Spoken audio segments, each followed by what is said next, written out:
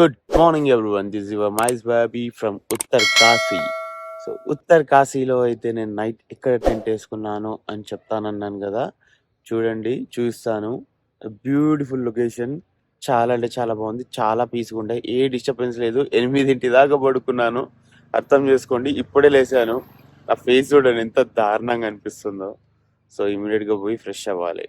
First wait first అయితే నేను ఎక్కడైతే టెంట్ వేసుకున్నా అది చూడండి. చాలా సేఫ్ ప్లేస్ ఉంది ఇదైతే. ఇదిగోండి టెంపుల్. ఇక్కడ టెంట్ అండ్ వెనకాల భగీరథి రివర్ అండ్ పార్క్. ఇక్కడ నేను వేసుకుంది టెంట్. బాగుంది కదా ప్లేస్, లొకేషన్. అండ్ ఇదిగోండి నా థండర్ అయితే ఇక్కడ ఉన్నాడు. చూసినారు కదా క్యాంప్ సెట్ ఎట్లా ఉందో. బాగుంది కదా ప్లేస్ అయితే. అసలు నా ఫేస్ చూడండి, ఇది పెదాలు చూడండి ఎలా పగిలినాయో చూడండి. కోల్డ్కి కరెక్ట్గా మాయిశ్చరైజర్ పెట్టక. సో ఓకే, అదంతా తర్వాత. బట్ ఇమీడియట్గా నేనైతే ఇప్పుడు ఇక్కడ ఉత్తరకాశీలోని టెంపుల్ అయితే ఒక 2 టెంపుల్స్ ఉన్నాయి, అవి క్లియర్ చేస్తాను. దాని తర్వాత దర్బార్ డ్రాప్ అని ఉంటుంది, ఆ దర్బార్ డ్రాప్కి వెళ్తాను. దాని తర్వాత ఏం చేయాలి అనేది ఆలోచిస్తాను. ఉత్తరాఖండ్లోని కాశీ విశ్వనాథ్ మందిర్కి అయితే వచ్చాము. రండి లోపలికైతే వెళ్దాము.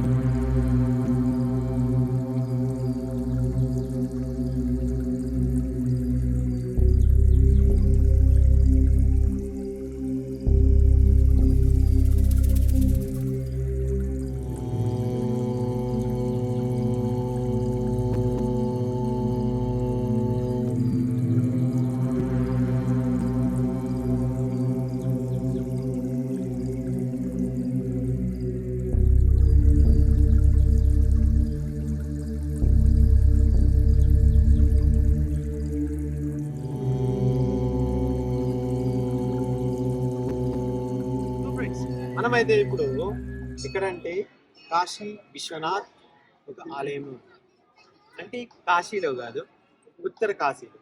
యా, ఉత్తర కాశీలో కూడా ఒక కాశీ అయితే ఉంది. ఆ కాశీలోనే ఈరోజు మనం ఉన్నది. అది ఉత్తరప్రదేశ్లోని కాశీ అయితే ఇది ఉత్తరాఖండ్లోని ఉత్తర కాశీ. ఈ కాశీ ఆ కాశీ ఏంటిది డిఫరెన్స్ అంటే, అక్కడ విశ్వనాథ్ టెంపుల్, ఇక్కడ విశ్వనాథ్ టెంపుల్. అయితే ఆ కాశీకి ఈ కాశీకి తేడా ఏదో ఇప్పుడు చెప్తాను. శివపురాణంలో నేను చదివింది ఏంటంటే, ఒక టైం వచ్చేసరికి ఉత్తరప్రదేశ్లో ఇప్పుడు ఎక్కడైతే మనం కాశీ విశ్వనాథ్ టెంపుల్ ఏదైతే చూస్తున్నామో, వారణాసి అని కూడా అంటారు, ఈరోజు బనారస్ అని కూడా అంటారు. అది ఒకప్పుడు అంటే ఇంకా ఫ్యూచర్లో కొన్ని సంవత్సరాల తర్వాత, కొన్ని వందల వేల సంవత్సరాల తర్వాత, అది ఎప్పుడో అది చెప్పడం కొంచెం డిఫికల్టే. బట్ చెప్తాను నేను ఆ వీడియో, ఈ స్టోరీ తర్వాత చెప్తాను నేను. అయితే శివపురాణంలో నేను చదివింది ఏంటంటే, ఒక టైం వచ్చేసరికి కాశీ వారణాసి అనేది గంగాలో మునిగిపోయింది. కొన్ని సంవత్సరాల పాటు, కొన్ని వందల సంవత్సరాల పాటు అది గంగాలో మునిగిపోయింది. అప్పుడు అక్కడి నుంచి కాశీ విశ్వనాథ్ బాబా, కాశీ విశ్వనాథ్ గారు అక్కడి నుంచి వచ్చి ఇక్కడ నివసిస్తారు అని నేను శివపురాణంలో చదివాను. అదే ఈరోజు ఆ చదివిన దాన్ని బట్టి ఇలాంటి ఒక క్షేత్రం కూడా ఉందా అని తెలుసుకోవడానికి ఈరోజు నేను నా బైక్ వేసుకొని హైదరాబాద్ నుంచి ఇక్కడ ఉత్తరాఖండ్లోని ఉత్తర కాశీ వరకు అయితే వచ్చాను. మీకు ఇక్కడ మనకు కనిపిస్తుంది చూడండి ఈ శూలము. ఇది వచ్చేసి విశ్వనాథ్ గారి ఒక ఆలయం ఎదురుగానే ఉంటుంది. ఇది అమ్మవారి ప్రతిరూపంగా, శక్తిగా అయితే పూజిస్తారు ఇక్కడి వారు. త్రిశూలాన్ని అయితే దర్శించుకొని ఇంకా పక్కొచ్చేస్తే ఇక్కడ శనీశ్వరుడు ఇంకా ఆంజనేయ స్వామి వారి ఒక విగ్రహం అయితే ఉంటుంది, ఆలయం అయితే ఉంటుంది, దర్శించుకోండి. అండ్ ఇక్కడ వచ్చేసి మార్కండేయ మహారాజ్ అనే ఒక ఆలయం ఉంటుంది. చూడండి, లింగం వచ్చేసి కొంచెం క్రాస్గా ఉంది, ఎందుకంటే మార్కండేయుల వారు ఇక్కడే శివుడిని పట్టుకొని ఆ మహామృత్యుంజయ మంత్రాన్ని అయితే జపిస్తారు. అందుకోసమనే ఇక్కడ ఇదిగోండి ఆ లింగం అయితే కొంచెం క్రాస్గా ఉంటుంది. ఇక్కడ పక్కనే సతీ గోపాల మందిర్ అని అయితే ఉంటుంది. ఇక్కడ కూడా శివలింగం ఉంటుంది, దర్శించుకోండి. చాలా అంటే చాలా బాగుంది, చాలా పవర్ఫుల్గా ఉంది. ఎంత అద్భుతంగా ఉందంటే ఇక్కడి రేడియేషన్, లైక్ ఇక్కడి వైబ్రేషన్ చాలా అంటే చాలా హెవీగా ఉండే. అండ్ ఇక్కడ నాకు మన తెలుగు వాళ్ళైతే కనిపించారు. వాళ్ళ భజన కీర్తనైతే అద్భుతం.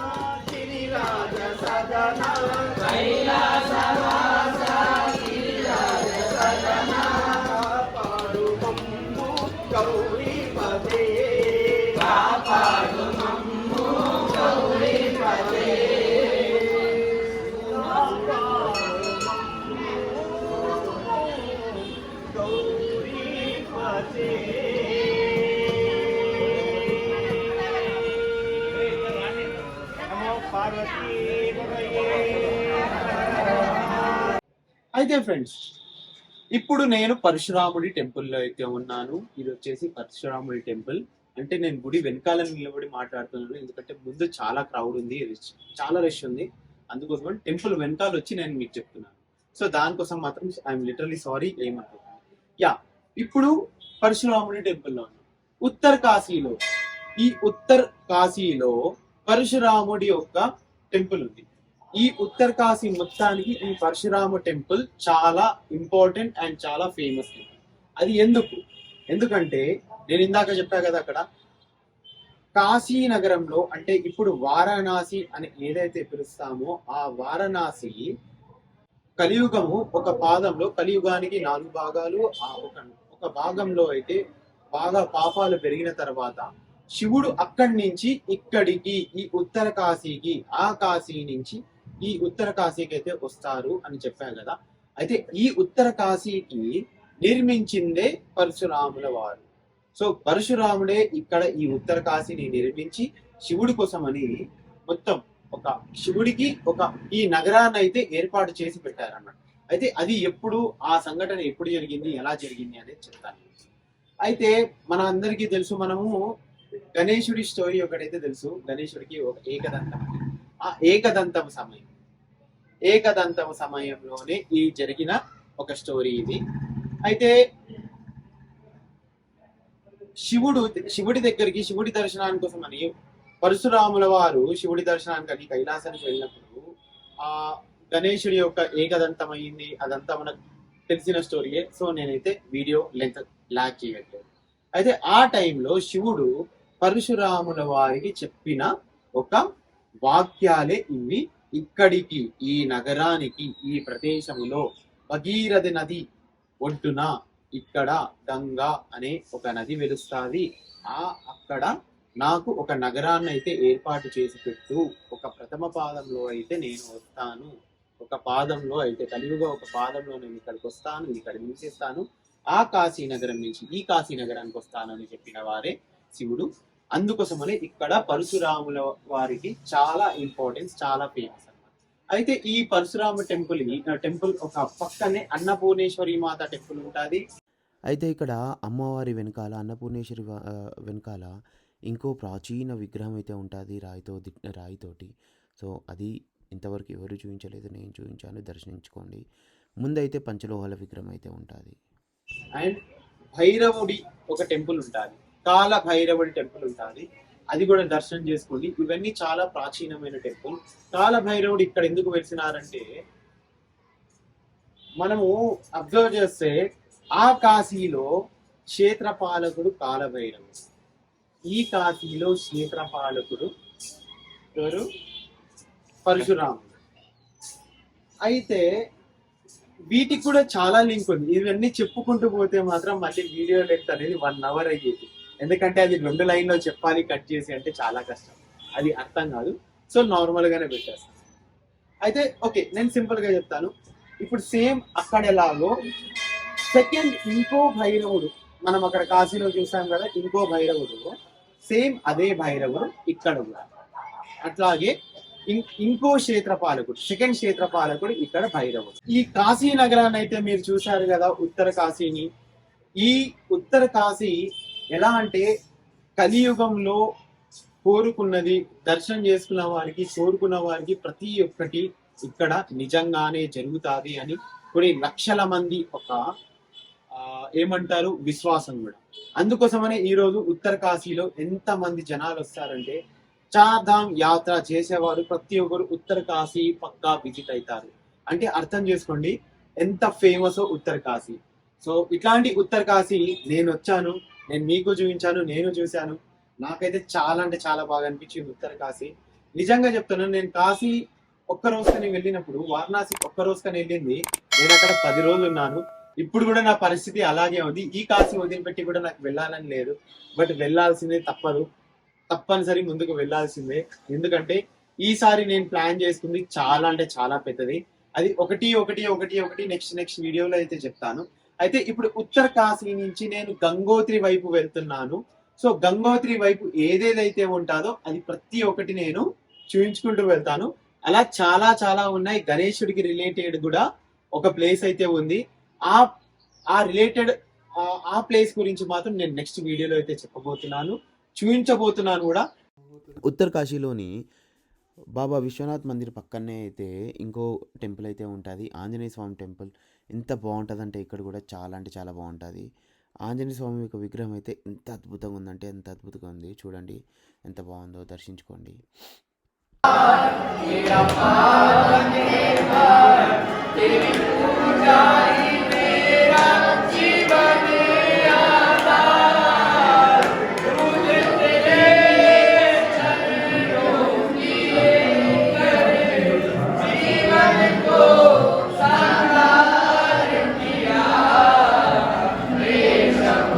నా వెనకాల ఇప్పుడు మీరు ఏదైతే చూస్తున్నారో ఇదే ఆ భగీరథి నది.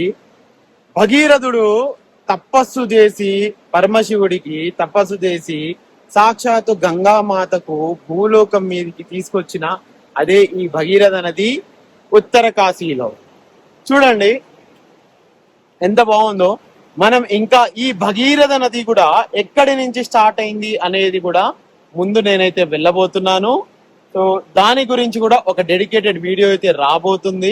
నా ఫేస్ అంతా బొట్టు బొట్టుగా ఉన్నాయి, ప్లీజ్ ఏమనుకోకండి, ఎందుకంటే అన్ని గుడ్లు తిరిగాను. చూడండి 1 2 3 4, ఇంకోటి ఇక్కడ పైన ఒకటి ఉంటుంది, దీని మీద ఇంకోటి ఉంటది, 5 గుడ్లు ఏమో తిరిగినాను, ఇన్నన్ను ఉన్నాయి. సో ఇది భగీరథి నది ఇక్కడ ఉత్తర కాశీలో. సో మార్నింగ్ స్నానం చేశాను ఇక్కడ. ఎంత కోల్డ్ ఉండే అంటే ఐస్ వాటర్ ఉన్నాయి, ఇట్లా ఐస్ కరిగాక వాటర్ ఏదైతే ఉంటుందో అంత కోల్డ్గా ఉన్నాయి. బట్ ఇందులో స్నానం చేశాక నేను ఇన్ని రోజులు ట్రావెల్ చేసిందంతా, నిన్న ట్రావెల్ చేసిందంతా, ఆహా అదంతా ఇట్లా కూల్ అయిపోయినట్టు అనిపించింది నాకు. అంత బాగుండే, అసలు చాలా అంటే చాలా బాగుంది. అండ్ సంథింగ్ డిఫరెంట్ ఎనర్జీ ఇక్కడైతే, ఏదో ఒక డిఫరెంట్ కైండ్ ఆఫ్ ఎనర్జీ అయితే ఉంది. అది నాకు అర్థం కావట్లేదు, బట్ దట్ వాజ్ ఆసమ్. ఆ వైబ్రేషన్ అయితే చాలా అంటే చాలా బాగుంది. అట్లాంటి అనుభూతి కావాలంటే మాత్రం మీరు ఇక్కడ ఈ ఉత్తర కాశీకి అయితే రావాల్సింది. ఈ భగీరథ నదినే ముందు వెళ్ళి దేవ్ ప్రయాగ్ లో అలకనంద ఇంకా భగీరథ నది సంగమమే గంగా అని పిలువబడుతుంది. అదే గంగా నది.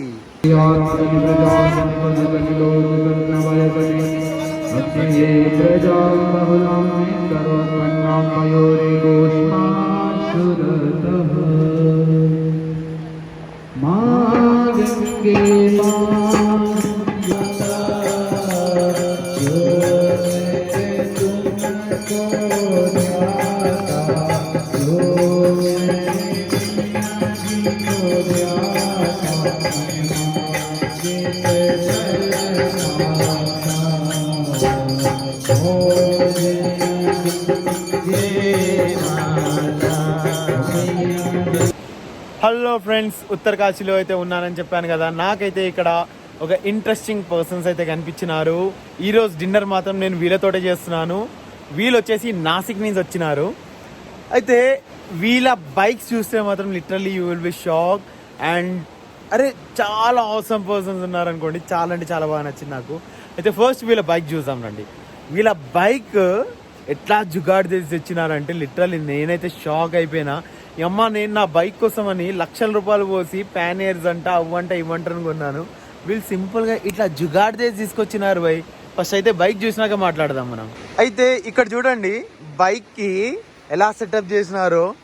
ఈ బైక్ వచ్చేసి ఏది హీరో డీలక్స్, హీరో డీలక్స్ ఏనా hero deluxe 100cc bike I think 100cc का है ना 125cc యా 125cc బైక్ ఇది. దీనికి చూడండి ఎంత క్రేజీగా సెటప్ చేసినారో. ఇక్కడి నుంచి స్టేజ్ తీసుకున్నారు. వావ్, ఇంత స్ట్రాంగ్ ఉందంటే చూస్తేనే తెలుస్తుంది, చాలా స్ట్రాంగ్ ఉంది. అండ్ ఇక్కడ చూడండి, ఓహో క్రేజీగా ఉంది కదా అసలు. అసలు క్రేజీ టాప్ బాక్స్ ఇది జుగాడ్. మళ్ళీ దీనికి ఒకటి మెత్తగా కుషన్ కూడా ఇచ్చినాడు. అరే మస్తు ఉంది కదా. అయితే వీళ్ళు వచ్చేసి నాసిక్ నుంచి.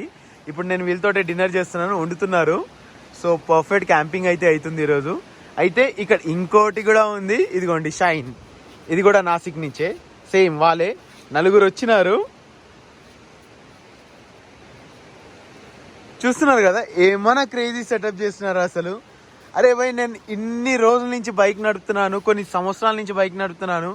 ఇంత సస్తా జుగాడ్ అండ్ ఇంత పర్ఫెక్ట్ జుగాడ్ అయితే నేను ఎక్కడా చూడలేదు. ఇది ఫస్ట్ టైం నేను చూసేది. అయితే చాలా అంటే చాలా బాగుంది. బాగుందో లేదో మీరైతే కమెంట్లో మాత్రం పక్కా నాకు చెప్పాలి. సో అప్పటి వరకు మాత్రం హర్ హర్ మహాదేవ్ డిన్నర్ చేస్తూ మాట్లాడుకుందాం. అయితే ఈరోజు ఫుడ్ వచ్చేసి చూడండి, ఆఫ్టర్ లాంగ్ టైం మిర్చి bajji, aloo bajji, onions, save bhaji.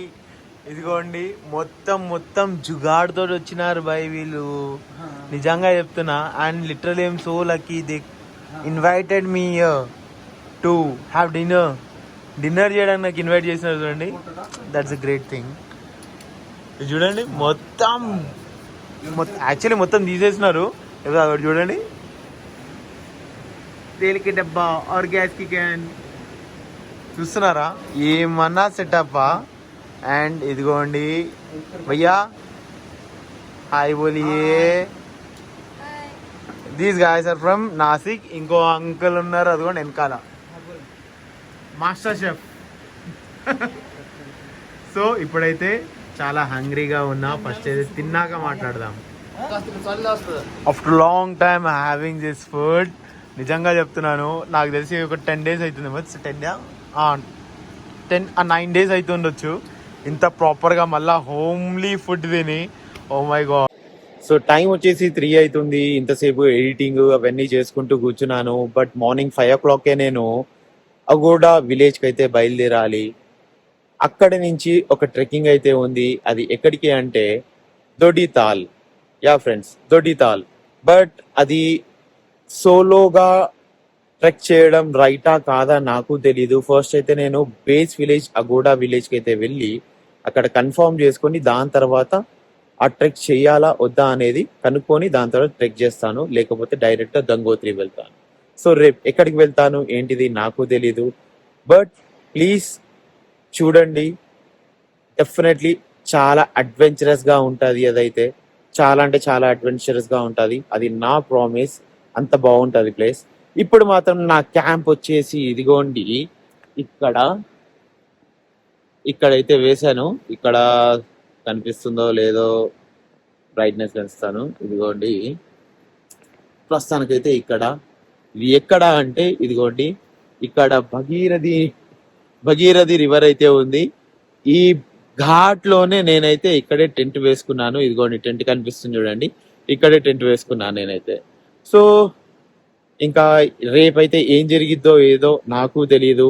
But నేనైతే చాలా ఎక్సైటెడ్ గా ఉన్నాను. దొడితాల్ అంటే ఏంటిది అనేది రేపు చెప్తాను.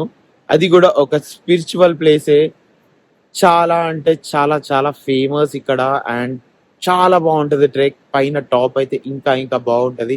జస్ట్ ఇమాజిన్ గాయస్, సోలోగా నేను ఒక్కడిని కనుక సోలోగా వెళ్తే మాత్రం it will be like 3,700-800 meters అయితే నేను టాప్ ట్రెక్ చేయాలి. అంటే ఆ ట్రెక్కింగ్ అప్ అండ్ డౌన్ వచ్చేసి 32 to 34 kilometers 34 kilometers అయితే ఉంటుంది.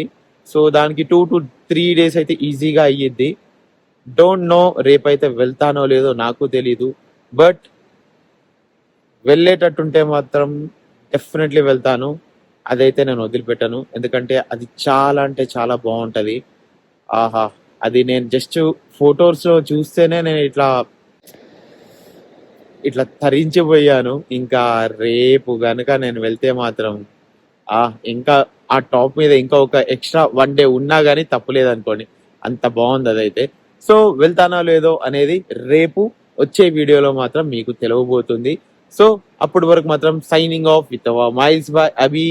జై హింద్, జై జవాన్, జై కిసాన్, హర్ హర్ మహాదేవ్, హర్ హర్ గంగే, హర్ హర్ Bhagirathi. Bye bye friends, good night.